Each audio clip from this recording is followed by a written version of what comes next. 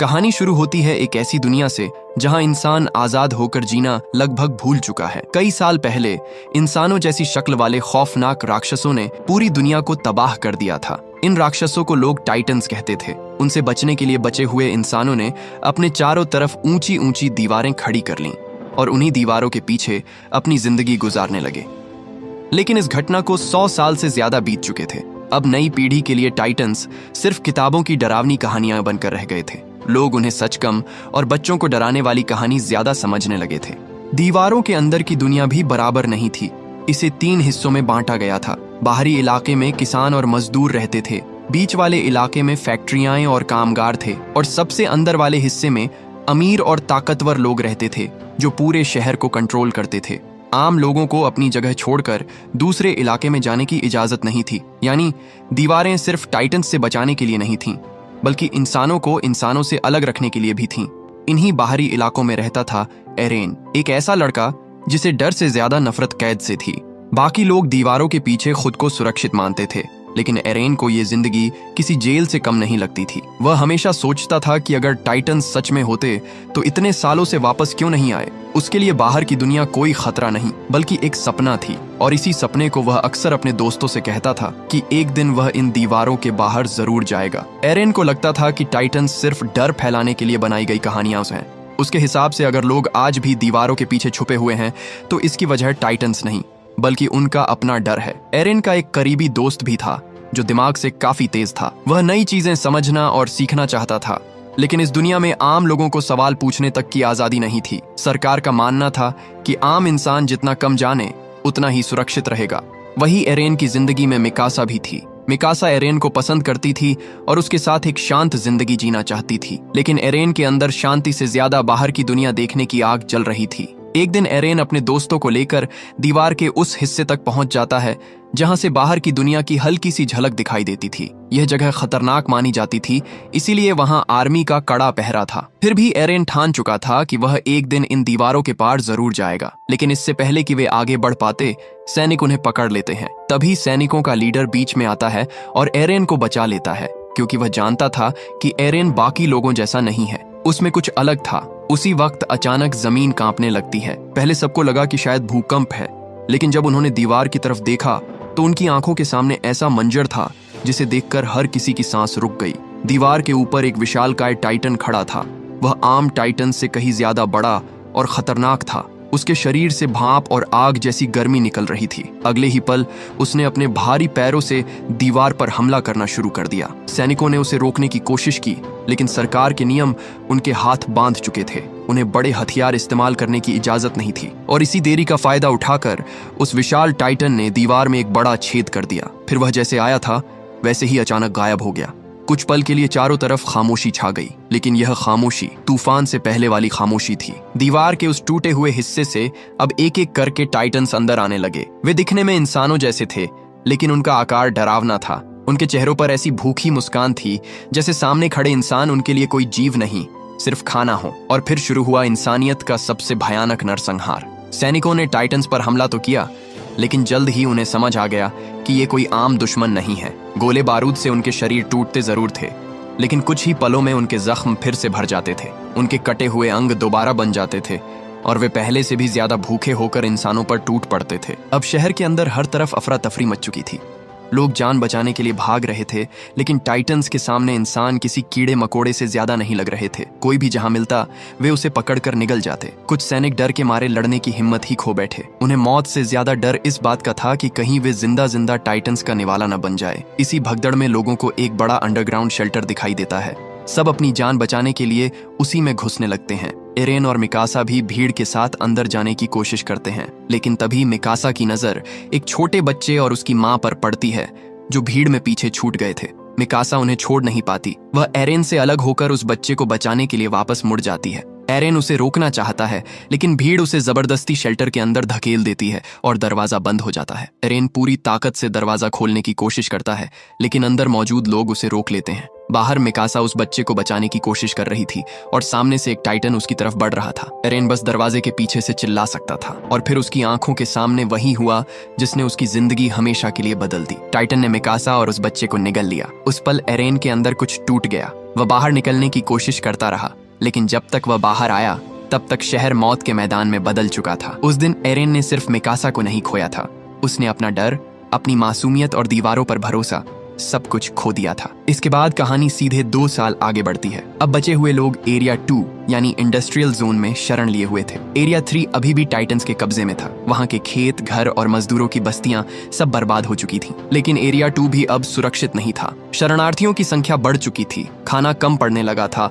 और लोग भूख से मरने लगे थे। अब इंसानों के पास सिर्फ 2 रास्ते बचे थे, या तो दीवारों के पीछे धीरे धीरे खत्म हो जाए या फिर बाहर जाकर टाइटन्स से अपना इलाका वापस छीने। और यहीं से एरेन की असली लड़ाई शुरू होती है। एरिया 2 में लोगों की भीड़ बढ़ चुकी थी, खाने पीने की चीजें कम पड़ने लगी थीं और हर दिन भूख से मरने वालों की संख्या बढ़ रही थी। अब इंसानों के पास सिर्फ एक ही रास्ता बचा था, एरिया 3 को वापस हासिल करना। इसीलिए टाइटन से लड़ने के लिए एक खास टीम तैयार की गई। 2 साल तक इन्हें सख्त ट्रेनिंग दी गई। इन्हें ऐसे हथियार दिए गए जिनकी मदद से ये हवा में उड़कर टाइटन्स की गर्दन के पीछे वार कर सकते थे, क्योंकि अब इंसानों को पता चल चुका था कि टाइटन्स की असली कमजोरी उनकी गर्दन के पीछे छुपी होती है। एरेन और उसका दोस्त भी इस टीम का हिस्सा बन चुके थे, लेकिन एरेन के लिए यह सिर्फ एक मिशन नहीं था, उसके लिए यह मिकासा की मौत का बदला था। वह आज भी खुद को माफ नहीं कर पाया था कि उस दिन वह मिकासा को बचा नहीं सका। इस मिशन को लीड कर रहा था कमांडर कुबाल। उसका प्लान साफ था, टीम रात के अंधेरे में एरिया 3 में घुसेगी और उस टूटे हुए हिस्से तक पहुंचेगी जहां से टाइटन्स शहर में आए थे। वहां एक बड़ा एक्सप्लोसिव लगाया जाएगा। ब्लास्ट होते ही दीवार का मलबा नीचे गिरेगा और वह रास्ता हमेशा के लिए बंद हो जाएगा। अगर यह प्लान कामयाब हो जाता तो इंसान पहली बार टाइटन्स से अपना इलाका वापस छीन सकते थे, लेकिन अगर मिशन फेल हुआ तो पूरी टीम टाइटन्स का खाना बन जाती। रात होते ही टीम अपने मिशन पर निकल पड़ती है। हर तरफ अंधेरा, टूटी इमारतें और मौत जैसी खामोशी थी। कोई नहीं जानता था कि किस कोने में कौन सा टाइटन छुपा बैठा है। तभी उन्हें दूर से किसी बच्चे के रोने की आवाज सुनाई देती है। टीम की एक महिला सोल्जर को लगता है कि शायद कोई बच्चा अभी भी जिंदा है। वह उसे बचाने के लिए आगे बढ़ती है, लेकिन जैसे ही वे पास पहुंचते हैं उनके पैरों तले जमीन खिसक जाती है। वह कोई इंसानी बच्चा नहीं था, वह एक छोटा टाइटन था। वह टाइटन उन्हें पकड़ने की कोशिश करता है, लेकिन नीचे गिर जाता है और जैसे ही वह जोर जोर से रोना शुरू करता है उसकी आवाज पूरे सुनसान इलाके में गूंज जाती है। अगले ही पल आसपास छुपे हुए टाइटन्स एक एक करके जागने लगते हैं। अब टीम समझ चुकी थी, मिशन शुरू होने से पहले ही मौत ने उन्हें चारों तरफ से घेर लिया था। छोटे टाइटन की चीख पूरे इलाके में गूंजते ही आसपास छुपे हुए टाइटन्स जागने लगते हैं। कुछ ही पलों में पूरी टीम चारों तरफ से घिर जाती है। हर तरफ से टाइटन्स उनकी तरफ बढ़ रहे थे और टीम के पास लड़ने के लिए पूरे हथियार भी नहीं थे। सबसे बड़ा झटका तब लगता है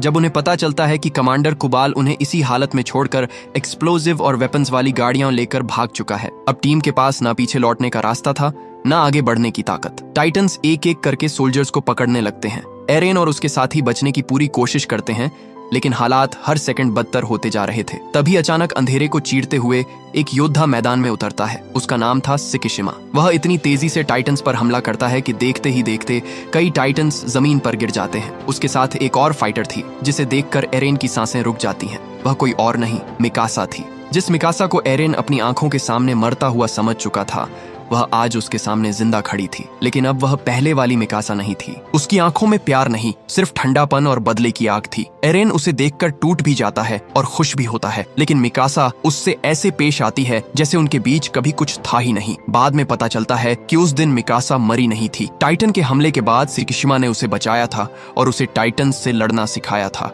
अब मिकासा सिर्फ जीने के लिए नहीं बल्कि बदला लेने के लिए लड़ रही थी। सिकिशिमा एरेन से कहता है कि टाइटन से ज्यादा खतरनाक इंसान का अपना डर होता है। जब तक इंसान डरकर भागता रहेगा वह दीवारों के पीछे कैदी बना रहेगा। तभी कुबाल वापस आता है और अपनी सफाई देने लगता है कि वह एक्सप्लोजिव बचाने गया था, लेकिन उसकी बातों से साफ दिख रहा था कि उसे अपनी टीम से ज्यादा वेपन्स की चिंता थी। टीम फिर से एक्सप्लोसिव को मिशन के लिए तैयार करने लगती है, लेकिन आवाज सुनकर टाइटन्स दोबारा उन पर टूट पड़ते हैं। अफरा तफरी में एक और हादसा हो जाता है। एक औरत जिसके पति को टाइटन्स खा चुके थे, गुस्से में एक्सप्लोसिव वाली गाड़ी लेकर सीधे टाइटन्स के बीच घुस जाती है और उसमें आग लगा देती है। भयानक धमाका होता है, लेकिन टाइटन्स फिर भी खत्म नहीं होते। उल्टा इंसानों की आखिरी उम्मीद, वही एक्सप्लोसिव, बर्बाद हो जाता है। अब मिशन लगभग फेल हो चुका था। कुबाल फिर से उन्हें मरने के लिए छोड़ देता है और बाकी लोग टाइटन्स के बीच फंस जाते हैं। एरेन पहली बार अंदर से पूरी तरह टूट जाता है। उसे लगता है कि सब खत्म हो चुका है, लेकिन तभी उसे सिकिशिमा की बात याद आती है। इंसान का सबसे बड़ा दुश्मन टाइटन नहीं, उसका डर है। एरेन अपने डर को दबाता है और फिर से उठ खड़ा होता है। इस बार वह भागने के लिए नहीं, लड़ने के लिए आगे बढ़ता है। वह टाइटन्स से भिड़ जाता है और कुछ टाइटन्स को मारने में कामयाब भी हो जाता है, लेकिन इसी लड़ाई में उसका पैर बुरी तरह टूट जाता है। तभी एक टाइटन एरेन के दोस्त को पकड़ लेता है और उसे निगलने ही वाला होता है। सब लोग उसे बचाने की कोशिश करते हैं, लेकिन टाइटन की पकड़ बहुत मजबूत थी। एरेन बुरी तरह घायल हो चुका था, उसका पैर टूट चुका था और शरीर जवाब देने लगा था। लेकिन जैसे ही उसने देखा कि एक टाइटन उसके दोस्त को निगलने वाला है, उसके अंदर फिर से हिम्मत जाग उठती है। वह दर्द को नजरअंदाज करके पूरी ताकत से आगे बढ़ता है और आखिरी पल में अपने दोस्त को टाइटन के मुंह से बाहर खींच लेता है। लेकिन दोस्त को बचाते बचाते एरेन अपना एक हाथ खो देता है और अगले ही पल वही टाइटन एरेन को निगल जाता है। बाहर खड़े सभी लोग सन्न रह जाते हैं। मिकासा की आंखों के सामने वही डरावना मंजर दोबारा लौट आता है। पहले वह खुद टाइटन के मुंह में गई थी और अब एरेन उसके सामने निगल लिया गया था। मिकासा अपना होश खो बैठती है और गुस्से में उस टाइटन पर हमला कर देती है, लेकिन तभी उसका गियर खराब हो जाता है और वह जमीन पर गिर पड़ती है। अब वही टाइटन मिकासा की तरफ बढ़ रहा था। सबको लगने लगा कि इस बार कोई नहीं बचेगा, लेकिन तभी उस टाइटन के शरीर के अंदर कुछ अजीब होने लगता है। उसका पेट फटने लगता है और अगले ही पल उसके अंदर से एक विशालकाय टाइटन बाहर निकलता है। सबको लगता है कि अब एक और मुसीबत आ गई है, लेकिन हैरानी की बात यह थी कि यह नया टाइटन इंसानों पर हमला नहीं कर रहा था, वह सिर्फ बाकी टाइटन्स को मार रहा था। एक एक करके वह टाइटन्स को जमीन पर पटकने लगता है। उसकी ताकत, उसका गुस्सा और उसकी आंखों में जलती आग देखकर हर कोई हैरान रह जाता है। थोड़ी देर बाद सबको समझ आता है यह टाइटन कोई और नहीं, एरेन है। एरेन अब खुद एक टाइटन बन चुका था, लेकिन यह शक्ति ज्यादा देर तक टिक नहीं पाती। लड़ते लड़ते एरेन का टाइटन शरीर कमजोर पड़ने लगता है। तभी सिकिशिमा मिकासा से कहता है, उसकी गर्दन के पीछे वार करो। किसी को उसकी बात समझ नहीं आती, लेकिन मिकासा उस पर भरोसा करके एरेन के टाइटन रूप की गर्दन के पीछे वार करती है और फिर उस टाइटन के अंदर से एरेन बाहर निकलता है। सबसे हैरान करने वाली बात यह थी कि उसका टूटा हुआ पैर और कटा हुआ हाथ अब पूरी तरह ठीक हो चुके थे। टीम के सभी लोग डर और हैरानी में जम जाते हैं, लेकिन सिकिशिमा के चेहरे पर हल्की सी मुस्कान थी, जैसे उसे पहले से पता था कि एरेन के अंदर यह ताकत छुपी हुई है। इसके बाद कहानी एरेन के बचपन में जाती है। एरेन के पिता एक साइंटिस्ट थे। वह टाइटन्स और इंसानों पर हो रहे सीक्रेट एक्सपेरिमेंट्स के बारे में जानते थे। एक रात उन्होंने एरेन के शरीर में एक स्पेशल सीरम इंजेक्ट किया। एरेन की माँ उन्हें रोकने की कोशिश करती है, लेकिन उसके पिता जानते थे कि आने वाले समय में एरेन ही इंसानियत की आखिरी उम्मीद बन सकता है। तभी उनके घर पर गवर्नमेंट ऑफिसर्स पहुंच जाते हैं। उनके साथ कुबाल भी होता है। एरेन के पिता तुरंत एरेन और सिकिशिमा को छुपा देते हैं, लेकिन वह खुद और एरेन की माँ को नहीं बचा पाते। कुबाल और उसके लोग एरेन के माता पिता को पकड़ लेते हैं। फिर वे उनके सारे डॉक्यूमेंट्स, रिसर्च और एक्सपेरिमेंट्स को आग लगा देते हैं। यहाँ से साफ हो जाता है कि एरेन कोई आम इंसान नहीं है। उसके अंदर कोई ऐसा राज छुपा है जिसे सरकार दुनिया से छुपाना चाहती है। इसके बाद एरेन की आंख खुलती है। वह खुद को रस्सियों से बंधा हुआ पाता है। उसके चारों तरफ सैनिक खड़े होते हैं और उनकी बंदूकें उसी पर तनी हुई होती हैं। एरेन खुद भी नहीं समझ पा रहा था कि उसके साथ क्या हुआ है। थोड़ी देर पहले वह एक आम इंसान था और अब सब उसे खतरे की तरह देख रहे थे। तभी कुबाल उसके सामने आता है। कुबाल कहता है कि एरेन इंसानियत की उम्मीद नहीं, बल्कि सबसे बड़ा खतरा है। एरेन उसे समझाने की कोशिश करता है कि उसने किसी इंसान को नुकसान नहीं पहुंचाया, उसने तो टाइटन से लड़कर लोगों की जान बचाई है। लेकिन कुबाल उसकी कोई बात नहीं सुनता। कुबाल को डर था कि अगर एरेन जैसी ताकत लोगों के सामने आ गई तो सरकार का सच बाहर आ सकता है। तभी एरेन के पक्ष में एक कमांडर बोलने की कोशिश करता है। वह कुबाल को समझाना चाहता था कि एरेन को मारना गलती होगी, लेकिन कुबाल उसे बोलने ही नहीं देता और गोली मार देता है। मरने से पहले वह कमांडर एरेन को एक बात बताता है। वह कहता है कि एरेन के माँ बाप की मौत के पीछे कुबाल का हाथ है। यह सुनते ही एरेन गुस्से से भर जाता है। उसके साथी भी कुबाल के खिलाफ खड़े हो जाते हैं। तभी अचानक ऊपर से जोरदार धमाका होता है। छत टूटती है और धूल के बीच एक बड़ा आर्मर्ड टाइटन नीचे आ गिरता है। उसका शरीर पत्थर और लोहे जैसा मजबूत था। सैनिक तुरंत उस पर गोलियां चलाते हैं, लेकिन गोलियां उसकी बॉडी से टकराकर नीचे गिर जाती हैं। एक सोल्जर उसकी गर्दन के पीछे वार करने की कोशिश करता है, लेकिन आर्मर्ड टाइटन पहले ही उसका अटैक समझ जाता है और उसे जोर से दूर फेंक देता है। इसके बाद वह सीधे एरेन की तरफ बढ़ता है। टीम उसे रोकने की कोशिश करती है, लेकिन वह किसी दीवार की तरह सबको हटाता चला जाता है। कोई उसके पैर पर वार करता है, कोई उसकी गर्दन तक पहुंचने की कोशिश करता है, लेकिन उसका आर्मर इतना मजबूत था कि किसी अटैक का असर नहीं हो रहा था। वह एरेन को अपने हाथ में पकड़ लेता है। तभी मिकासा उसके सामने आकर खड़ी हो जाती है। मिकासा को देखते ही वह टाइटन अचानक रुक जाता है। उसकी आंखों में पहली बार दरिंदगी नहीं, पहचान जैसी चीज दिखती है, जैसे वह मिकासा को पहले से जानता हो। कुछ पल के लिए सब शांत हो जाते हैं। फिर वह एरेन को लेकर दीवार के पार चला जाता है। पीछे खड़े लोग बस देखते रह जाते हैं, क्योंकि अब उन्हें समझ आ चुका था कि एरेन को कोई आम टाइटन नहीं ले गया, उसे कोई ऐसा इंसान ले गया है जो उसके बारे में पहले से सब कुछ जानता है। अब टीम के पास एरेन नहीं था और मिशन भी अधूरा था। तभी आर्मिन को याद आता है कि उनके पास अभी भी एक एक्सप्लोजिव बचा हुआ है। अगर वे उस एक्सप्लोजिव को दीवार के टूटे हुए हिस्से तक पहुंचा दें तो होल अभी भी बंद किया जा सकता है। दूसरी तरफ एरेन की आंख एक अजीब से कमरे में खुलती है।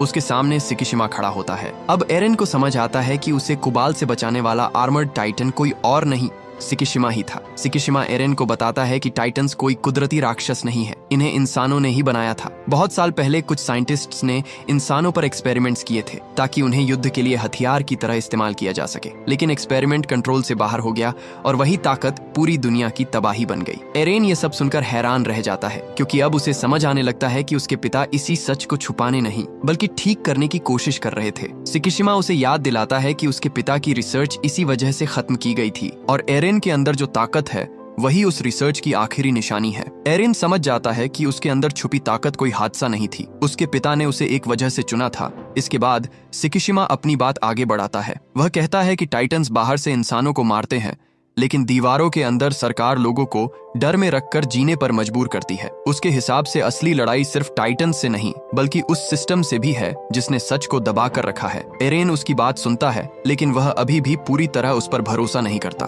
दूसरी तरफ आर्मिन और बाकी लोग एक्सप्लोसिव लेकर दीवार की तरफ बढ़ रहे थे। उनका मिशन साफ था, उस एक्सप्लोसिव को टूटे हुए होल तक पहुंचाना है ताकि टाइटन्स का रास्ता बंद किया जा सके। लेकिन रास्ते में उनका सामना सिकिशिमा और उसके लोगों से हो जाता है। एरेन भी सिकिशिमा के साथ वहां पहुंचता है। अपने दोस्तों को देखकर एरेन खुश होता है और उन्हें बताता है कि सिकिशिमा ने ही उसकी जान बचाई है। लेकिन तभी सिकिशिमा अपना असली प्लान बताता है। वह कहता है कि यह बॉम्ब होल बंद करने के लिए नहीं बल्कि दूसरी दीवार तोड़ने के लिए इस्तेमाल होगा। ये सुनते ही सब हैरान रह जाते हैं। सिकिशिमा चाहता था कि टाइटन्स अंदर तक पहुंचे ताकि अंदर बैठे अमीर और ताकतवर लोग भी वही डर महसूस करें जो बाहर के लोग सालों से झेल रहे थे।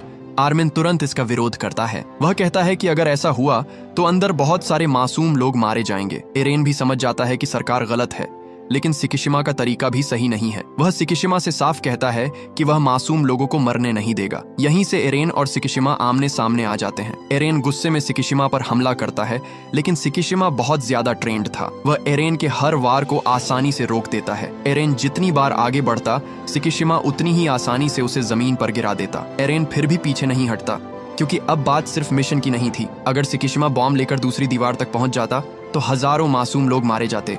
सिकिशिमा एरेन को कमजोर करने के लिए लगातार उकसाता है। वह कहता है कि सिस्टम बदलने के लिए कुर्बानी देनी ही पड़ती है, लेकिन एरेन साफ कहता है कि मासूमों को मरवाकर कोई लड़ाई नहीं जीती जाती। तभी आर्मिन बॉम्ब के पास खड़ा हो जाता है और सिकिशिमा को रोकने के लिए धमकी देता है कि अगर वह आगे बढ़ा तो वह बॉम्ब वहीं उड़ा देगा। सिकिशिमा समझ जाता है कि आर्मिन उसे रोकने के लिए सिर्फ समय खरीद रहा है, और सच में उसी दौरान टीम का एक सोल्जर पास की ऊंची मीनार गिराने की कोशिश कर रहा था ताकि वह सीधे सिकिशिमा के एक्सप्लोसिव ट्रक पर गिरे। सिकिशिमा के लोग उस सोल्जर को रोकने के लिए टूट पड़ते हैं। वह बुरी तरह घायल हो जाता है, लेकिन फिर भी पीछे नहीं हटता। आखिरकार वह अपनी जान देकर मीनार गिरा देता है। मीनार सीधे एक्सप्लोसिव ट्रक पर गिरती है और जोरदार धमाका होता है। धूल, आग और धुएं के बीच सिकिशिमा के लोग बिखर जाते हैं। मौका मिलते ही आर्मिन, एरेन और बाकी लोग बॉम्ब लेकर दीवार की तरफ भागने लगते हैं, लेकिन सिकिशिमा अभी खत्म नहीं हुआ था।